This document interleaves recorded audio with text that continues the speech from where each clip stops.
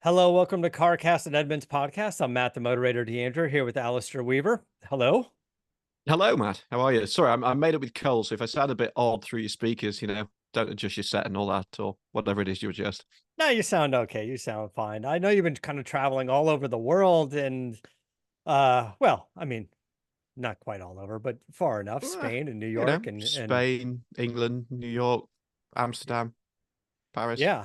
I know there's plenty to talk about. We're gonna have to save some for next week. I want to get into a couple of things. I want to talk about what's happening with Fisker, and kind of your take on the New York Auto Show, maybe a couple of cool things there and some of the conversations that you have. Where do you want to start? You want to start with Fisker? Yeah, let's start with the big news because we spent the weekend creating news stories, watching this thing blow up on social, and I mean, I'd start by saying I first met Henrik Fisker when he was a designer at Aston Martin. God, when I was I don't know, like 20 years ago, something. I wrote a book on Aston Martin and spent a whole bunch of time at that. And Henrik had just taken over from me and Callum. And this was in the area where they were launching the V8 Vantage. They had the DB9, the Vanquish. Everything was, Ford owned Aston. It was all going to be very, very exciting. And Henrik was the designer there.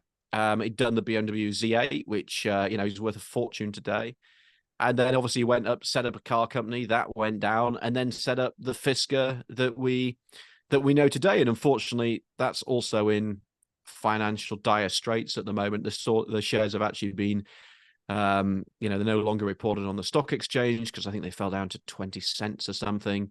But Edmunds actually bought, as regular listeners will know, we buy up some of the startup EVs when they come into the market. And, we had the Lucid, we had the Rivian, so it felt the right thing to do to add the Fisker to that list as well. So a couple of months ago, we bought a Fisker Ocean. Yeah. Something that we And were kind of excited about for a while. Like you said, I like Henrik Fisker. I've got a chance to interview him and speak to him a few times. Um, he's got experience in the business. He's a great designer, charming guy to interview. yeah, The super idea of, charismatic. of building this company and doing some fundraising and outsourcing, the the manufacturing of this to a reputable company, like the recipes seem to be there. That's right. And I think what was interesting and what part of the reason why we chose to buy one and follow the story as close as we can is that a lot of EV startups are coming to market at a very high level. You think Fisker came in with Tesla came in with the Model S Yeah. a long time ago, and had lots of problems themselves. Then you had, if you think about where Lucid's come into the market, the early cars well over 100 grand. Rivian R1T was best part of 100 grand. Right. And in that market, you're talking to a slightly different audience. You tend to be talking to early adopters, people who are affluent, people perhaps have got access to other vehicles if things start to go wrong. I mean, Edmunds had a Model S, one of the first ones, and I think the motor was changed like 3 times. So Tesla had huge problems building cars in the early days, and even the early Model 3s were pretty ropey as well. And then Fisker came along and said, actually, we're going to have a different business model. We're going to come into what is effectively the mass market, and we're going to try and sell cars from 40 to 70 grand, that kind of area. And we're going to go after a sort of mass market Model Y, Mach-E, Ioniq 5 audience. And that makes it far more interesting. It's not this kind of rarefied toy. This is actually a real car. Looks good. We're going to get Magna, who also make Mercedes GLB, Mercedes G-Wagon. I think they make some BMWs. They made Smarts a while. The company really know how to make cars. So in theory, you outsource the most difficult part is actually physically constructing the car. And although you give away a bit of margin that way, Henrik's argument was always the margin that you give away, you kind of offset by the fact that you've got something that is solid and well built, and you're not scrambling around trying to build a factory in the early days. But the challenge has been with this, I think, twofold. One is software, because you can have it well built, but who's doing the software, and then also just getting enough people at that price point, where the margins are tight, to commit to a brand that nobody's heard of. And that's just been really hard because you don't have billions of dollars to go marketing a car. You're not got an eccentric billionaire in enormous, who, let's face it, Tesla had the market themselves for 10 years. When we bought as a family, we bought a Genesis GV60, and it's like, oh, maybe we could get a Fisker. And so, you know, they Right. weren't available at the Yeah. time anyway because they were delayed. But you're like, ooh, it's quite a leap to get into, to go and buy a startup when what we want is a family car to take the kids to school. It's a different mindset to going out and buying a 150 grand Lucid to add to your, you know, likely collection. Do we know how much of Fisker is involved with building the car? You mentioned the software. Somebody has to make the software. I don't Is Fisker even hiring engineers for that, or is that basically outsourced as well? I mean, essentially they could just be a design, marketing, financial company and Yeah, I mean, to a everything large else is extent, outsourced. I don't know how much of the coding. I mean, even a company like us, we have a lot of coding teams in house, but we also use some external suppliers, like a company like Edmunds, to do website. I mean, this is pretty common, common for. I don't actually know how much of it is outsourced, how much is done in house, but they then hit this challenge to sort of carry on the story. They then hit this challenge, which Lucid also had, is like, you've got to get cash going. You're a startup, you've got investment, you've got a share price to protect, so you've got to get some cash flow going. And we saw this with Lucid when the car was arguably launched way too early. And the Lucid's got better and better as the company's gone on and the software's improved. And, Fisker got this car into market, and it was like, it wasn't that just things weren't working, but actually, things weren't there. Yeah. And now they've got themselves into dire financial straits. They've, been very open that they haven't got enough money to survive the year. They've now done this fire sale of cars, and we could talk about depreciation in a moment, but they've basically come up and said, we're going to knock $24,000 off the price of the car just to try and clear some of the 23 stock Yeah. and, get some cash flowing. So it's a really tricky situation because the car is not, so, excuse me, the car is not finished. They just did a software update 2.0, which is better, but there was basic stuff like hill hold assist. So, when you go up a hill and you lift off the gas pedal, sorry, whatever they call a gas pedal in an electric car, when Yeah. you lift off and the car's supposed to just sort of sit there, well, that wasn't done, like just not done. So if you basically had to use the throttle or put your left foot on the brake or something to hold the car. So there's just a bunch of, cruise control wasn't there. There's just a bunch of stuff, the key fob didn't work properly, but it's now, they've now updates. It's getting better. They're sort of getting there. And unfortunately, I think they've just hit the blocks at a time when the car's not finished. They're running out of money. There's so much bad press around them. And it's really sad. It's, we came out with a piece on Friday that basically said, don't buy a Fisker, even at 25 grand, which I think the cheapest one is now. Yeah. And it's hard because you're like, well, there's 1,000 people who work for the company. I know some of the people there. They're good people. They'll go on and I'm sure do well. And it's hard, but also as a consumer brand, you've got to say, well, what would we advise consumers to do? And even at 25 grand, we came to the conclusion that we wouldn't really advocate for buying one because you just don't know what's going to happen to that car in, a year or two's time, because it's not an old gas car with a stick shift. It's a software-led vehicle, and that's a very different thing. There's we're talking about the car being not really done, and that's going to pose some issues. And then the company having a big issue, the company making some financial mistakes and maybe just some planning mistakes. Uh, Rumors floating around about how they handle deposits and money and stuff, and just I guess that sort of needs to be worked out on their end. But if this company can't survive, like I think what they're trying to do at this point is try to rush a deal to to either partner with or even merge with another company. So As there much as was they're trying rumors to that fire sale cars, they're probably trying to fire sale the company. that's right. I think there was talk about Nissan being involved in a conversation. Nissan never said anything or never said anything, but there was a lot of rumors that Nissan were trying to be involved. And it all depends on, where is the IP. Now the car was developed out of something that Magna already had.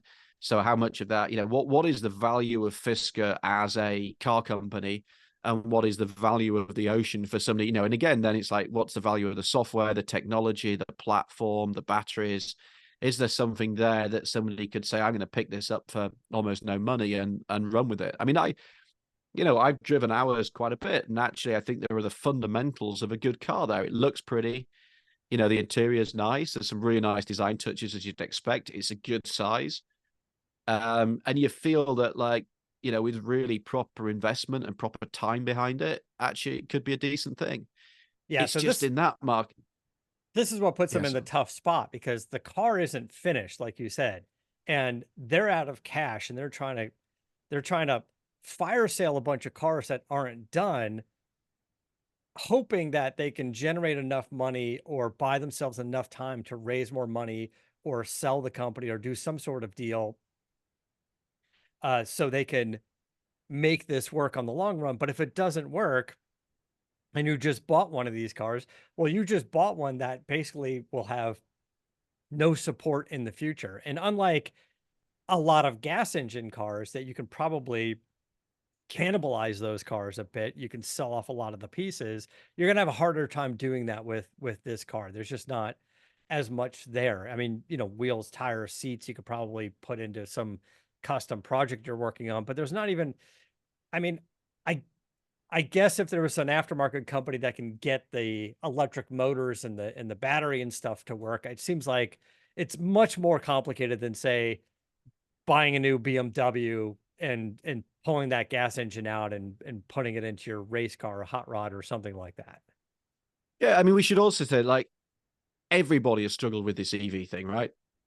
Pretty basically everybody on some level has had challenges. Projects have been late, things have not worked. I mean, look at the situation that GM's have with the Silverado. Sorry, Silverado. Yeah, Silverado as well. I was actually going to talk about the Blazer, but Silverado as well. Silverado is massively delayed. Blazer EV, I mean, Edmunds was involved in this. We bought one of those as well. There was a stop sale for a long time. They're finally getting that stuff fixed. So a company like GM comes along and massively struggles to get the software working, and launches a car that they then have to stop selling. The difference there is, it's like, okay, it's GM, and I know GM technically went bust in 2008 or whatever it was, 2009, but it's, you believe that GM's going to be there, and GM eventually is going Yeah. to have enough resource and enough know-how to get this right. And it's just not the same with a startup, and it doesn't, across the board, it's such a hard thing to do. And you look at the share price of Lucid, you look at the share price of Rivian, and Rivian's selling, what, 40,000 cars a year, and that's okay, but they're still Right. losing a ton of money on every car they're selling. It's just a really And hard business. I don't I can't say for sure how it would work with Fisker if they needed money, if they try to go to the government to try to get some money, some sort of bailout, which I think would be pretty slim chances if they did that. I mean, technically, yeah, they're an American company, but they don't make the car here. Uh, Yeah. so there's not a lot of incentive. It's not like, whatever the tens of thousands of employees or whatever that it takes to put all this together. They're not here. No, and You know, I mean, there are hundreds of employees, I think, in the US, but not. Yeah, it's. I mean, they're actually located not far from my home in Manhattan Beach. But I mean, it will be. It's not looking good right now. I mean, there's always a chance somebody will come along and and take sort of wrap up what there is. But we saw this even with Byton, which was a Chinese startup, yeah, and it grew itself out of Faraday Future. And that was the feeling. You looked at this thing and said, "Wow, like, there's proper Chinese money behind it. This is." And the car was almost ready, and then nobody picked that up. So I don't know. It's hard, and and we should talk about what happens if you've got a car, because obviously we've got a car, and, like, should you buy one?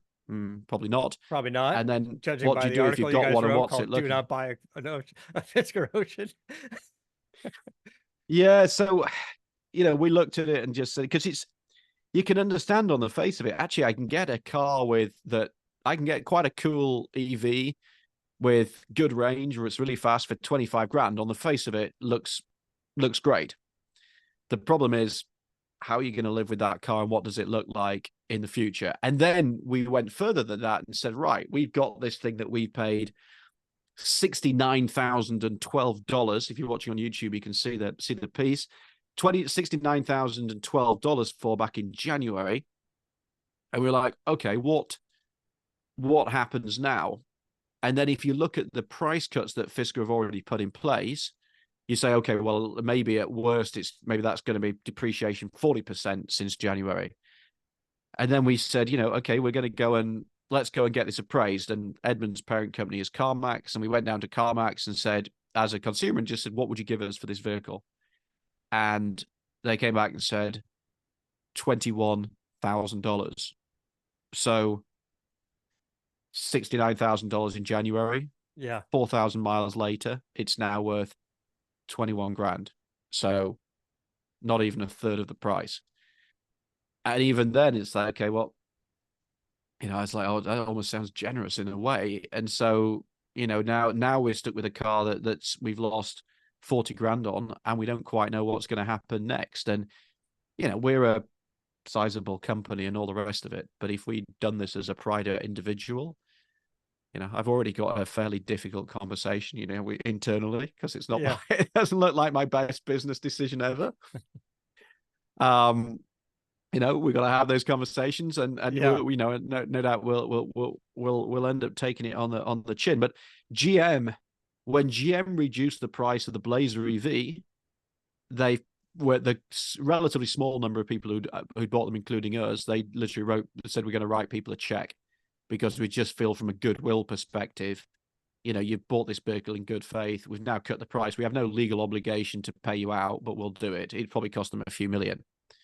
Whereas Fisker, we did speak to them. Fisker's not going to do that. So again, if you've got early adopters who bought it, who like the car, then you're not really carrying a lot of goodwill for it, because everybody who's bought one is now just taking a $40,000 haircut if you bought one of the early cars. Yeah, and it's still a tough situation. Like, certainly where we are in the EV world, with a lot of the manufacturers cutting prices, that certainly doesn't help Fisker's situation. I just saw an ad for a Lightning with a $15,000, you know, uh, price cut, basically. And you're right, the resale value of EVs in general are not that great. So this is kind of a tough sell. Yeah, I Listen, mean, and at Tesla, in New York, everybody was talking about Tesla. Tesla's doing this dynamic pricing. We're going to cut pricing, then it's going to go up another grand. I think at the moment we're going to put the price up. Tesla always had this thing: we're not going to advertise. Tesla, every time I open Instagram, Tesla's pumping advertising at me. So it's free supercharging. Buy it by this time. It's pretty conventional. Marketing across social. So everybody's feeling the pinch at the moment, and Tesla's not helped the market by aggressively price cutting. So if you're Fisker and you're already struggling to make money, Ford is struggling to make money on the Mach-E, Tesla comes along and cuts prices because they feel like they can to keep their volumes up. It's just causing pain across the whole industry. There's a chance that Fisker does survive. They find a partner, they find some funding, they find something happen. But if that happens, they need to try to make this car work. They need to make all of the ones that are out there a little bit better.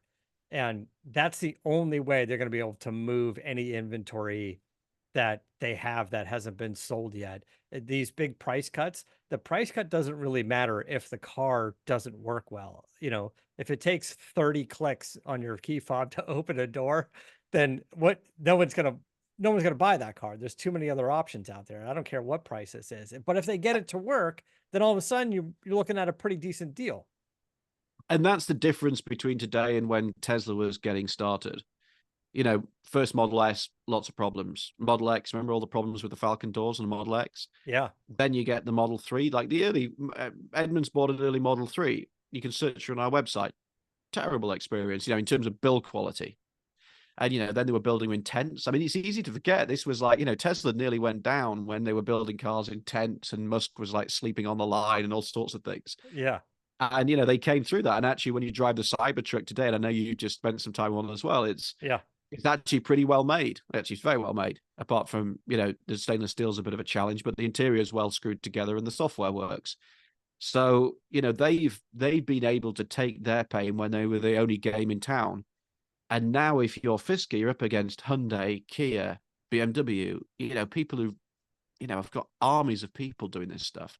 Right. There are a lot more options now, options that, well, quite frankly, Yeah, all of them our work Genesis better. G, our Genesis GV60, it's not as fast as a Fisker. It's not as big as a Fisker. It doesn't have like California mode where all the windows in the back window go down and the kids don't think it's as cool. But like every time I get in it, I've got total confidence that it's going to get me Right. to, It's going to work. it's going to get me to school, and it's beautifully made, and yeah, it's a good thing. All right. So moving off of Fisker, let's talk about New York Auto Show. We have thoughts about auto shows in general. They're probably not, well, they're definitely not what they used to be, and I'm not quite sure how long they're going to last unless they change them up to be something a little bit different. I know they're being more experiential, and you get to drive cars indoors now. By the way, when they started that, it was just for like EVs and stuff. But I think the last auto show I went to, there was a bunch of Jeeps driving around inside. Yeah, So I was it's fine. amazed, but like I used to work in sort of event stuff and everything else, and it's like, well, you can't, you couldn't drive a car with any gas in it anywhere because everybody's worried it was going to blow up. So yeah, I don't know how they got around that. And also that was all about filling space as well. And New York was, I mean, we talked about this on the show before. I like auto shows because I like meeting everybody, but as a media thing, they don't really work in the same way. But there was enough there for me to go and do. And, I sat down for half an hour with Pulstar's global CEO, and that was great. And I met, CMO of Nissan and, head of Infinity, and they were launching the QX80 there. And, so there's always some good people there that you can catch up with. But really, they're now about, consumers going in, which is maybe like, the auto shows are always about this, but they're also like a big media spectacular as well. Yeah. Now they're really about how many consumers can we get through the door? Are we going to, sell a bunch of Tacomas and Corollas off the back of having a big stand in New York? And certainly the Korean brands think so. Toyota were there, Ford were there, Chevy were there. It was just quite mainstream. There was not a lot of luxury brands there. I mean, there was Infinity, Polestar I mentioned, they were there. So there was enough there to make it feel like an auto show, but it definitely didn't have the buzz of days gone by, and Yeah. I certainly missed that. Uh, what's going on with Polestar? Let's start there because you were talking about them. Yeah, I mean, again, talking about sort of startup EVs having a tough time. I mean, it's no secret that Polestar have also found it challenging, particularly in the face of Tesla price cuts and everything else to get a foothold in the market. They were going to sell direct, then they weren't because everybody said, well, actually, just Volvo in a pretty dress. So Polestar's pitch is we are a sporty Volvo. Basically, we're going to take everything that Volvo knows and make it a bit more kind of visceral. And they had the two, which has been on sale for a while and was like their entry into the market. Then they've had the four. Then they've had the three, which is more expensive than the four.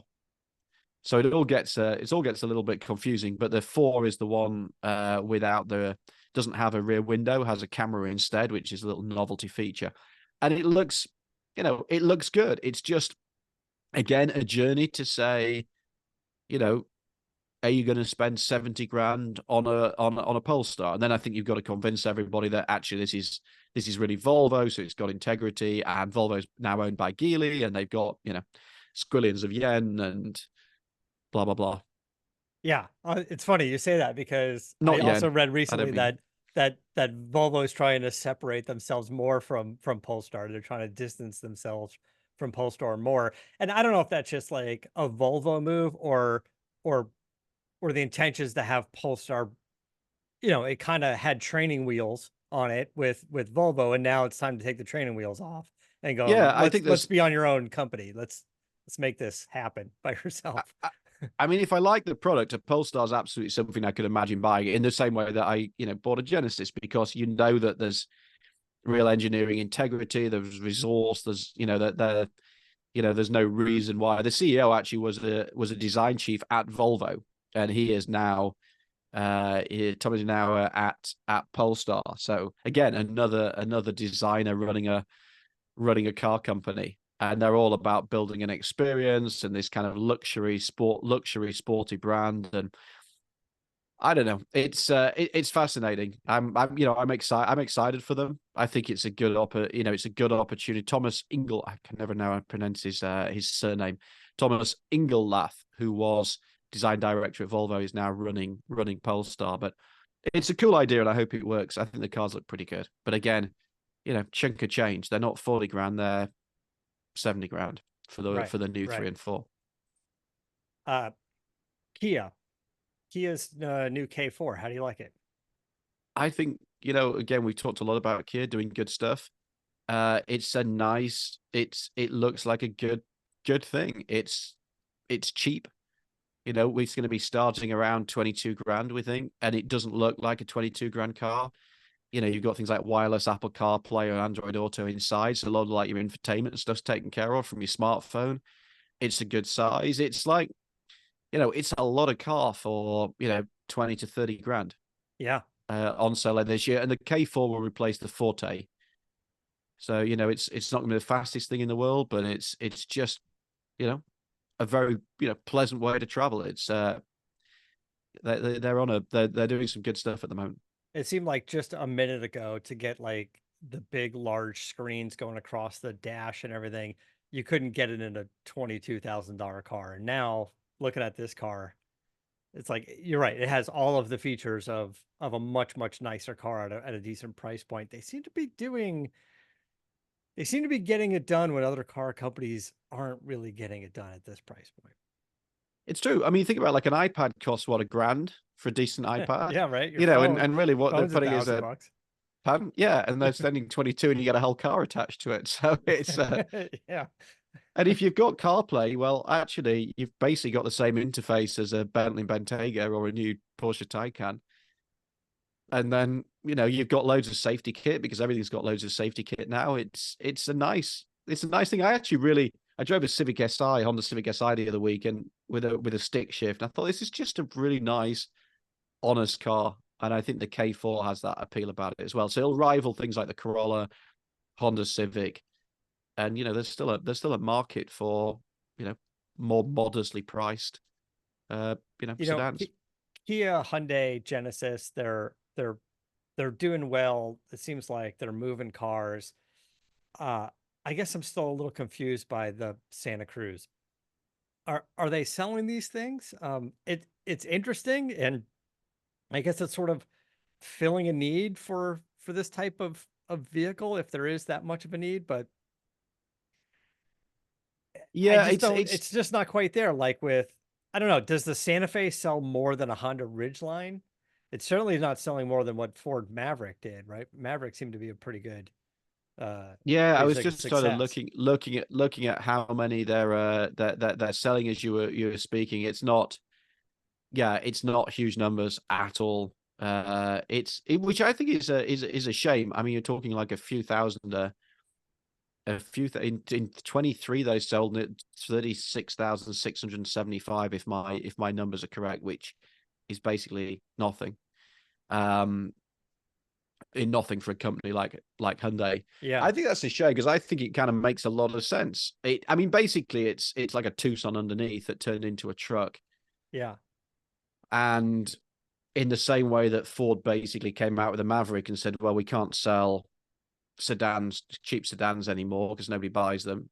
And why don't we just make a little truck off the Escape because our mid-sized trucks have got so big. So I think the Santa Cruz is a nice little thing. If you're like, particularly if you're on an urban area and you want a little truck, you want something a bit different, you want a little surf wagon, I think it makes a ton of sense. I'm surprised they haven't done better with it.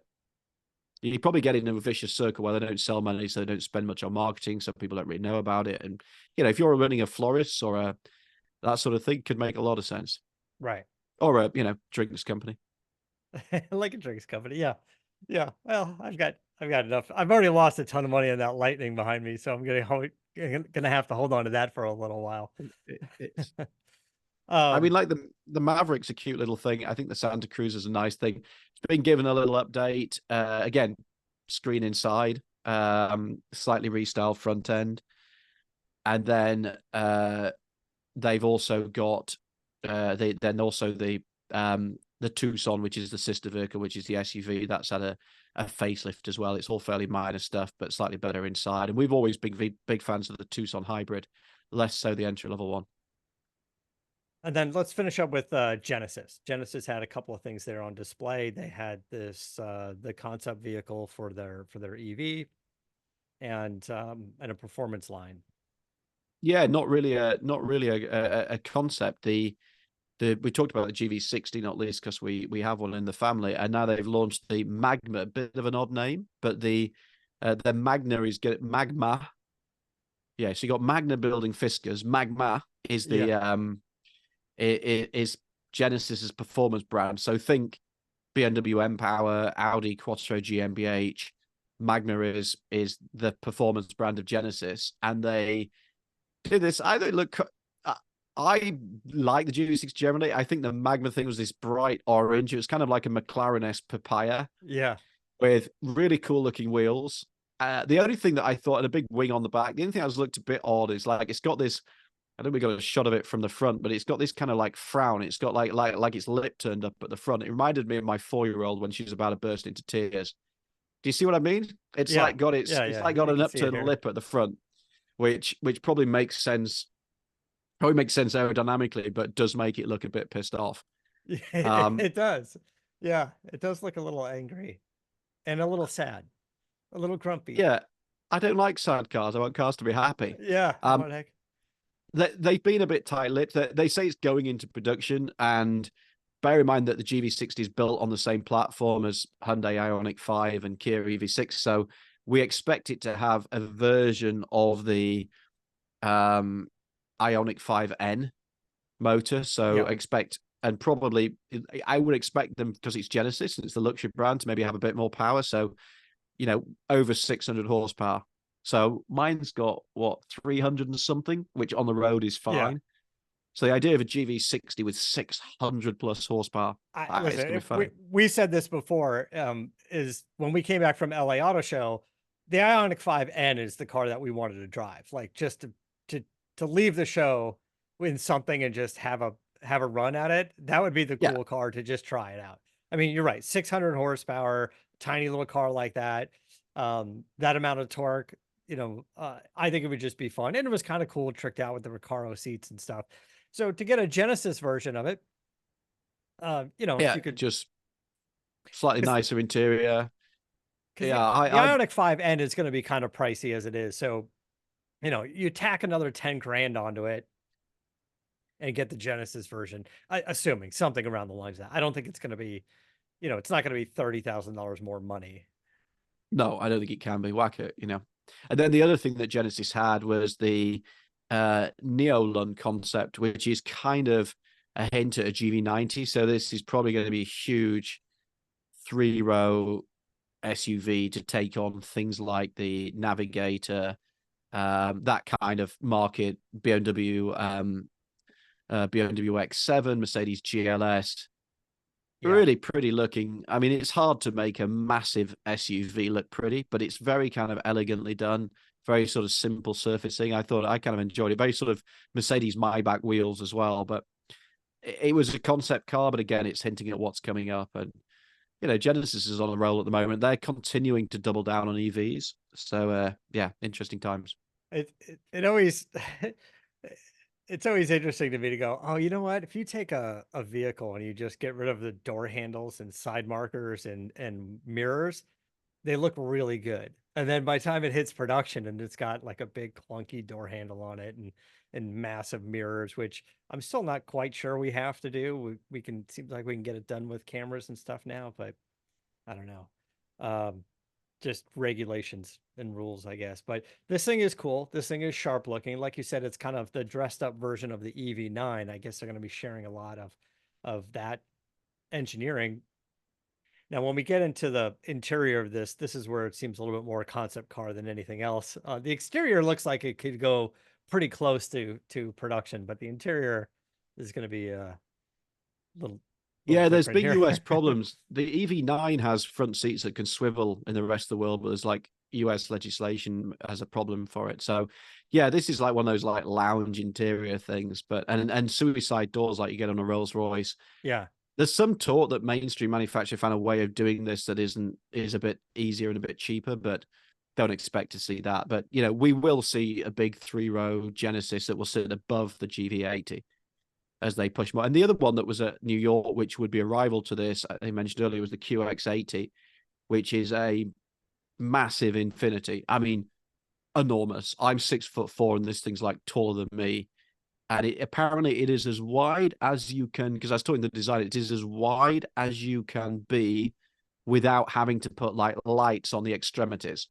So apparently if you go wider with a vehicle, you have to put lights at the extremities, a bit like aeroplanes or whatever. So Yeah. Yeah, like so a it's as wide Raptor. as you can go. Yeah, it's enormous. And Genesis, Infinity is trying to basically relaunch their brand around this massive 3-row with quite a cool interior, it must be said. But it's going to be like $100,000. Yeah, and then some. And they want like 100, yeah, and then some. And they want 75%, 80% of customers to come from outside of Infinity. And it just feels like a hard sell.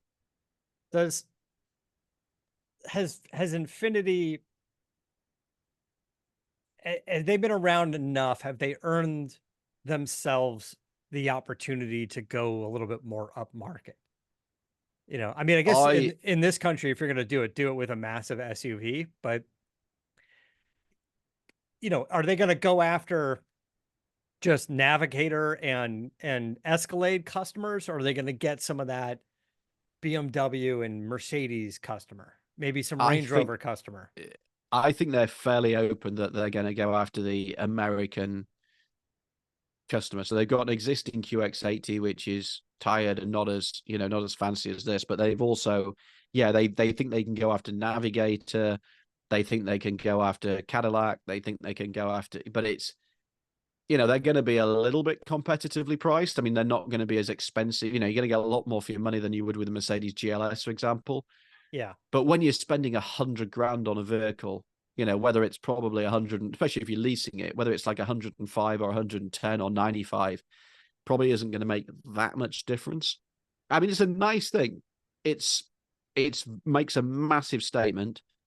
For me, it's a bit too much of a statement. I wouldn't want to walk around and drive around in something that's like that much of a statement. But the interior is really nice, and so we will see. But it feels like a tough sell to me. And what they're trying to do is say, right, let's launch something really cool at the top of the market, and then we'll get this kind of like cascade down, and everybody will look at Infinity through different eyes. Because the brand, you know, sales did okay last year, but they've been struggling for a while. There you go. If you're watching on YouTube, it's quite a statement. And, you know, you stand in front of that grill, and if you're like 6 foot tall, the thing is still looming massively over you. Yeah. Yeah. Well, It's I mean, it's it's got probably a a lot great of car nice to, features. Yeah. if you're going to drive to Arizona tonight from LA, that's going to be a great choice. Yeah, I agree. I totally agree. And I'm sure it's going to be loaded up with all kinds of tech and just, you know, heated and cooled seats and massage features and all the cool bits you're going to want in an SUV of that size. But Klipsch Audio, because they've done a deal with Klipsch Audio, because everybody now needs like their own fancy audio brand at that level of the market. Yeah, you can't do it on your own anymore. Can't do it on your own. No. And I don't, it's like Bose had a run at it and people are like, everything is Bose now. Yeah. Yeah. Bang & Olufsen. Yeah, yeah, we've done that. We've done that. They're all good systems. I just think companies are starting to look for other brands now to just get some attention with it. But you know, why not outsource it to a company that knows how to do it better? Like we've kind of said this about a lot of the technology in cars. Like, yeah, we can do your own navigation system and stuff, but why not just have Google or Apple do it and use CarPlay or something like that at this point? And I think they learned that with audio. Yeah. So okay, let's wrap things up. Is there anything else we're missing from the LA Auto Show? We'll have to get into the other part of your trip maybe next week or so. Yeah, we can tease the Taycan.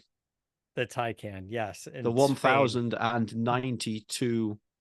1092, yes, 1092 on like overboost or whatever you call it these days. Yeah, Taycan, which crazy is still under one of these fancy embargoes, so we can't really talk about it. But you can rest assured that if it's 1092 horsepower, it's not bereft of rapidity. So All right, we're gonna catch you guys next week. Until next time, keep the air and the spare in the bag and the wheel.